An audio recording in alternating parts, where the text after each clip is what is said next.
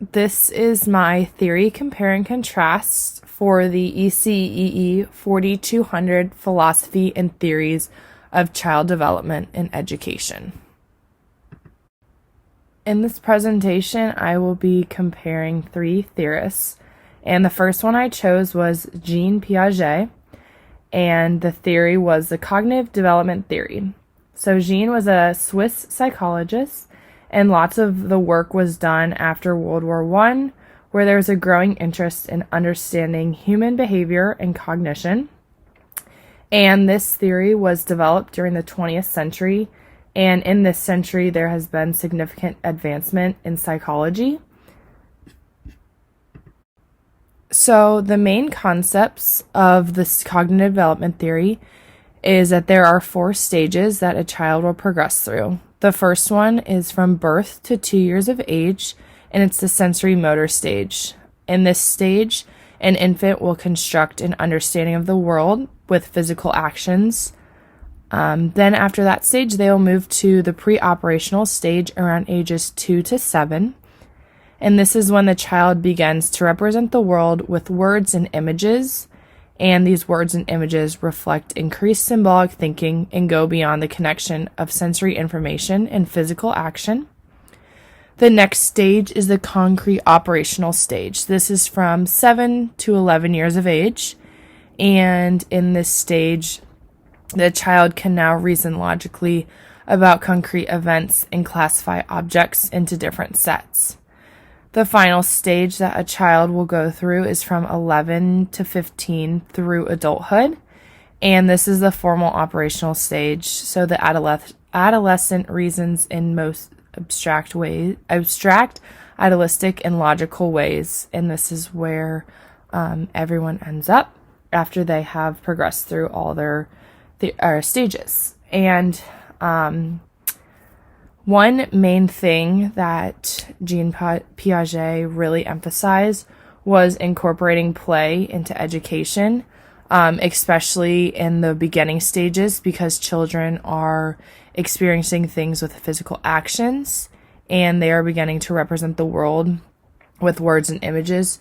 So dramatic play is a great way for children to begin to represent the world in a classroom that is a play environment. And another huge component is allowing decision making. This really allows a child to logically reason in that concrete operational stage and to really just gain an understanding and independence of the world that they live in. So with this stage, there was a lot of criticism that ethical and bias problems were arising due to the fact that he studied his own children and was able to keep a detailed report of their progress. According to Cherry, which was one of the articles that I used, this research was conducted on a small sample who were all from high socioeconomic status and were also very well educated.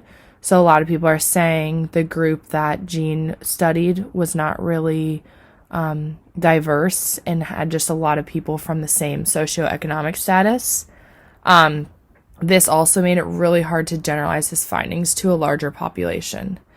The one good thing that did come out of this was that it guided many psychologists in order to reconceptualize the concept of cognitive development. To take this theory into my teaching, I'm really going to try and incorporate play into lots of lessons, even if the child is of older age, because students feel more engaged and motivated during play, which leads to an improvement of their cognitive development. I also will incorporate lots of making their own decisions, so having students be able to choose what they want to do and what way they want to learn that will benefit the most. I also feel that educating parents about the benefits and importance of play to help enrich their child's cognitive development is really important, because many parents might not understand why play is so important and why play is being used in the classroom, and educating them will really help them to understand how their child is going to grow cognitively. The next series that I chose was Erikson's 8 Stages of Development. And in this stage, individuals' personalities are developed through predetermined stages, and a person cannot move on to the next stage without completion of the previous stage. So it starts at the bottom in infancy with trust versus mistrust. So this is a lot of times with the guardian who's at home with that child the most. Autonomy versus shame and doubt in toddlerhood.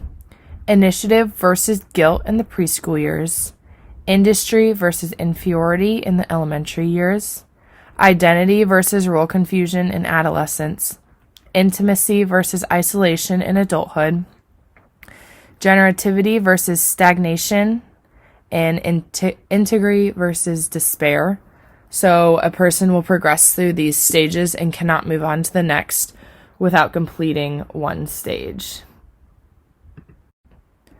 So there was also a modification to this, and according to Darling Fisher, the modified Erickson's psychosocial stage inventory is the modification, and this was designed to measure the strength of psychosocial attributes that arise from progression through Erickson's 8 stages of development. To take this theory into my teaching, I will ensure that my students are engaged in a collaborative learning environment where they're talking with all their classmates and also collaborating with the different teachers that might be present. I will have students discussing ideas with their peers to share ideas and support if needed. Having your students really talk and collaborate, they can share their ideas versus each other, and some students might benefit more if ideas are put in a student-friendly version that a teacher might not be able to do. I will also create a class environment that's not only between the teacher and the students, but also between students so that all students feel comfortable sharing information and making mistakes and learning from them. Scaffolding is also a huge part of this theory, and this is just having students progress through a lesson in order and in different steps, and this allows students to discover new things on their own and providing information to students in distinct segments and not all at once. And the last theory that I chose was Bandura's social learning theory, and this states that learning occurs through observation, imitation, and modeling, and it is highly influenced by attention, motivation, attitudes, and emotions. So you can see this in the main concepts that there's 4 important factors in social learning. One is attention, so paying attention to the model is a condition for learning. Retention, remembering what the model did, is a condition for imitating the model's behavior. Reproduction, so people must have the capacity or skills for imitating the behavior. And then motivation, people must be motivated to imitate behavior. So having like an important model or reward for the child. So some criticism for this theory was that it overstates the role of observational learning while underestimating other forms of learning, such as the apparent condition or individual exploration and discovery.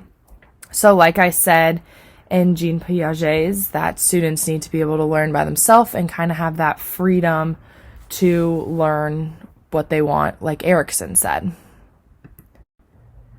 To take this theory into my teaching, I will make sure to model all assignments and activities for students before having them complete it, because this ensures that my students fully understand what is expected of them.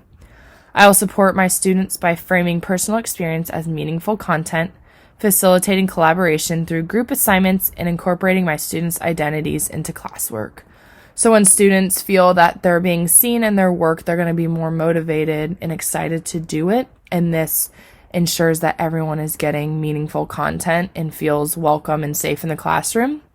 And modeling is a huge thing, especially for younger grades, just having students fully understand what is expected of them. My rationale for choosing these theorists was because I feel that they relate to teaching practices the most, and all of their theories have shown what is important in a classroom. So for Piaget, some skills and knowledge that I learned was showing how students construct knowledge and build fundamental cognitive skills in a set of stages. And as a teacher, I need to design instruction to fit these stages. So an artifact that I would use would be incorporating play into lessons. And I talked about this a lot in my philosophy paper of just allowing students that time to play and explore things on their own. And many people might think that play isn't really educational, but when you incorporate it into math with students like playing a game or something, they're all very motivated to learn, and this allows them to develop cognitively. For Erickson, some skills that I learned were that freedom and choices is very important. So this would be the artifact that I would choose, would be having my students being able, that freedom and having choice in their learning and not having everything be dependent on what the teacher feels. And something that I think is really important for freedom and independent and having a sense of responsibility in the class is classroom jobs. Especially in the older grades, you can do this too, but a lot of times it's seen in the younger grades, of having those classroom jobs where students feel a sense of freedom and choice, and they also gain that sense of responsibility. And in Banduras, my artifact that I would use would be modeling all activities and incorporating personal experiences. So getting a sense of my students' experiences and what their interests are at the beginning of the year will help me to really understand what I should be planning. And just modeling all the activities, so even if it's a very simple activity like in morning meeting, just modeling it so that all students understand what is expected of them and they know exactly what they are supposed to do. So my reflection, I know that my teaching has increased learning because I have been able to utilize these theories to create a teaching philosophy that will create an empowering environment for all my students. I've seen lots of changes in my practice by wanting to incorporate more play, even with the class I'm in right now. Creating a student-centered environment, a very collaborative environment between my students, not only between the teacher and the students, but between the students, and the importance of modeling even at the older grades. I've seen lots of these in my placements, but in my placement, I have seen less play in the older grades. And in response, I've seen less collaboration in the younger grades because some people might feel because they're younger that collaboration isn't as important. But throughout this class, I've really learned that collaboration is important. And I also feel that the older grades have a less student-centered environment because the work they are completing is more just textbook work, while the younger grades can kind of incorporate more of that play in a student-centered environment. I have grown by learning more about how these theories can help drive my teaching and create my teaching philosophy, which is a huge part of being a future educator. Something else that I've really learned that's important is that some students will be on different stages, and as a teacher, you need to provide support to those students who might be on different stages and might need some extra support getting through these stages, and what might be causing a student to be on a different stage than they should be on. A positive impact and a growth for my future goals is just having that positive impact on my students and having them more engaged in learning, and having them more engaged in my learning will better my teaching. And I feel like through this class, I've really learned on how I can better my teaching, not only for myself, but also for my student, and that learning isn't only for my students, but also for me, and I can continue to learn throughout my students.